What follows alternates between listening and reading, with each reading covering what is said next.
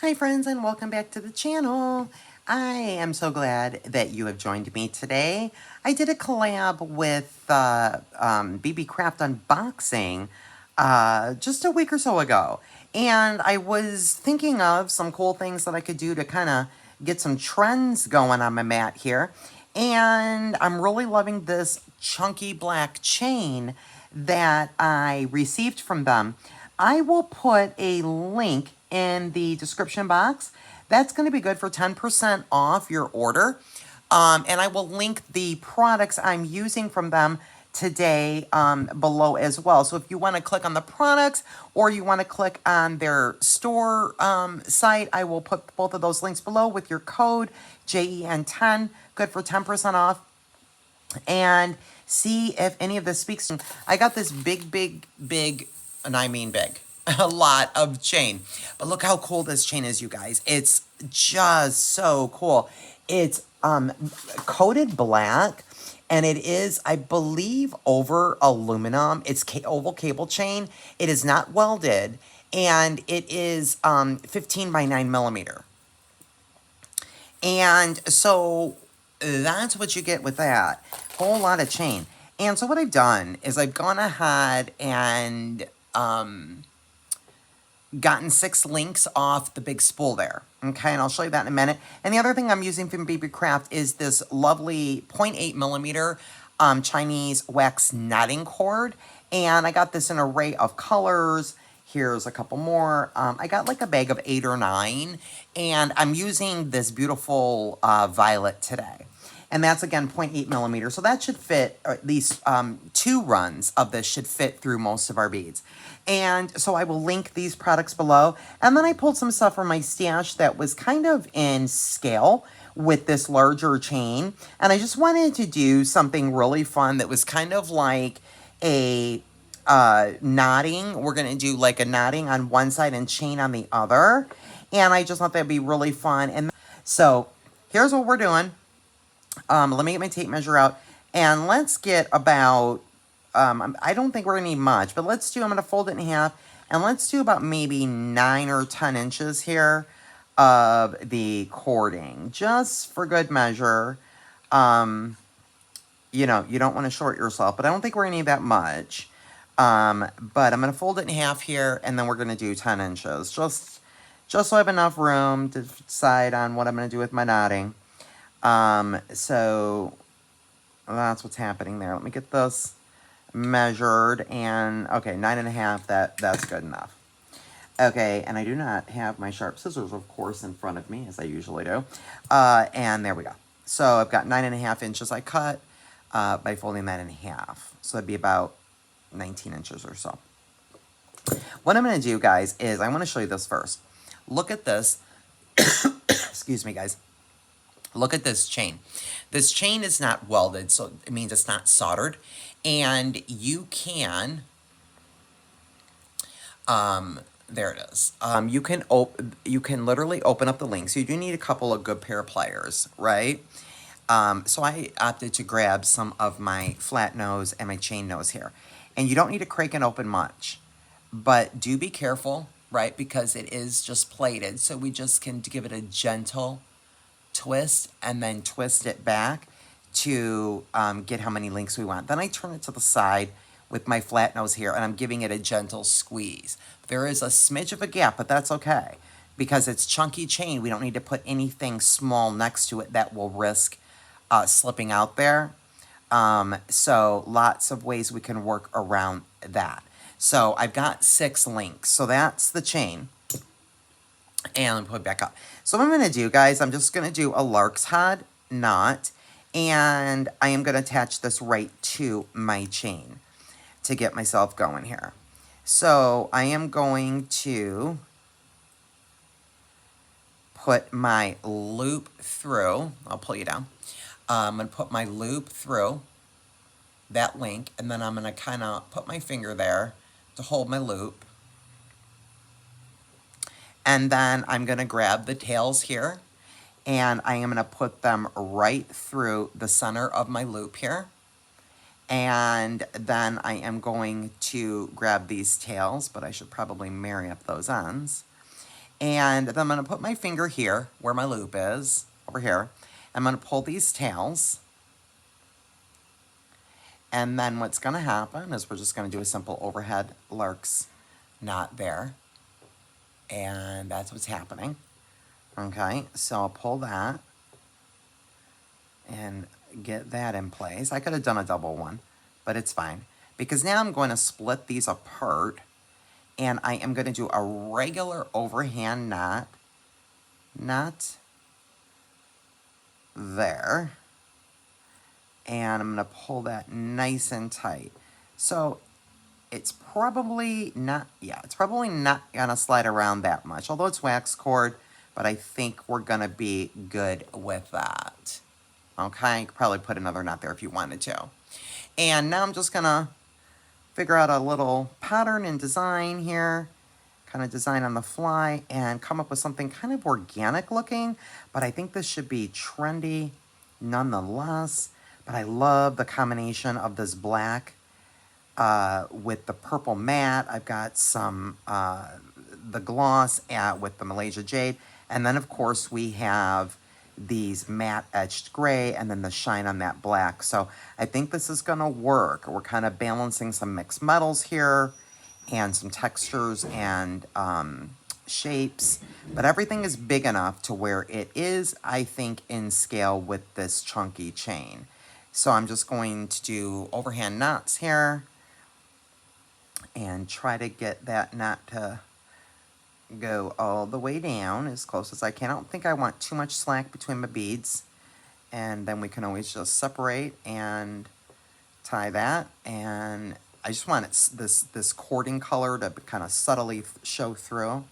And then I think we're gonna go, let's do this. Let's go with these bead caps. Yeah, see, this 0.8 millimeter is going through everything pretty comfortably. So that's happy.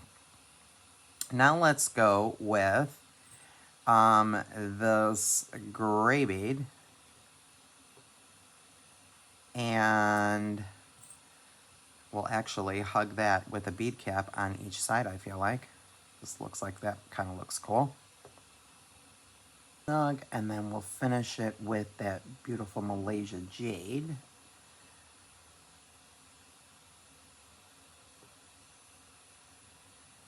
Even that gemstone, which has a much smaller hole, took that cord. So that was happy. That made me happy. That just looks so pretty. And I think I'm going to do a regular overhand knot here to finish this section of my beads,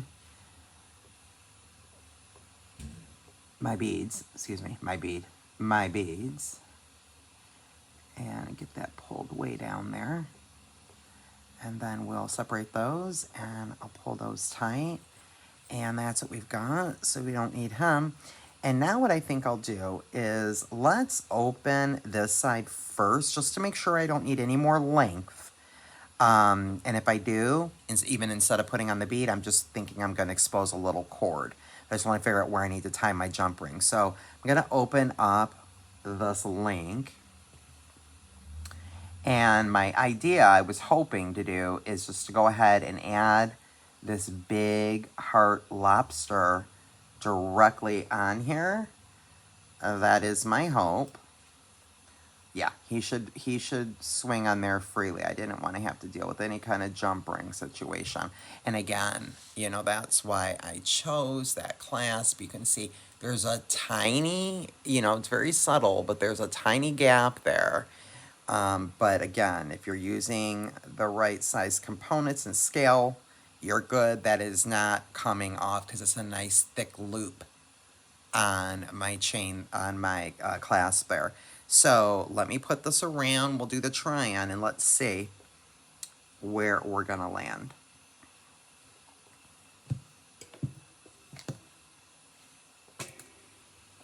And so that's actually, oh man, guys, this is great. This is great. As soon as I put my jump ring on there, that is going to be just perfect without even too much slack, if I'm telling you the truth. I think that's going to work right there. Let me pull it actually pretty tight so I can see. Yeah. So I think about right here. I think about right there. Okay, so right here is where I'm going to put my jump ring. So I am going to go ahead and feed my jump ring through my tails here. And then right there is where I am going to do, let me switch hands, guys.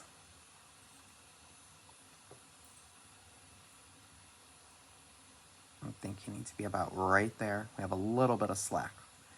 And I am going to do an overhand knot here a couple of times. Can always use some glue, you know, but with the wax cord, I'm not too terribly worried about it. Usually stays in place pretty well. I'll do a couple of knots right there, and it should be okay, but, you know, can always do some glue for added security on our knotting cord. Where'd you go, guy? There you are.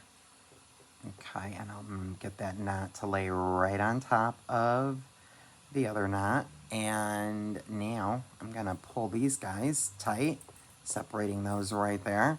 And let's see. Let's see how that just worked out. And that's what we have. And not even too much slack. And that's what that looks like. And let me tell you what I think I'm going to do. I'm even going to take, I think, this purple 8mm frosted, and I'm going to make myself a dangle, because if you've been with me any kind of time, you know me. Dangle girl.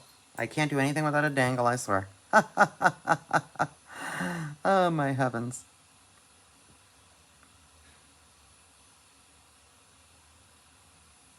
And so I am going to get both of those through there. And I'm going to let my dangle, well, actually, let's do this. Let's put a knot a little further down, so my dangle's hanging down a little lower. So we'll let that guy be about right there.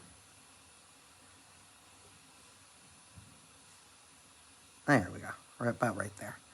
And that way, he's just hanging down just a smidge. And see if I have enough room for a knot here. And we can let him roam free. So see if I can get like barely enough room for a knot, but all I need is one. Let's see.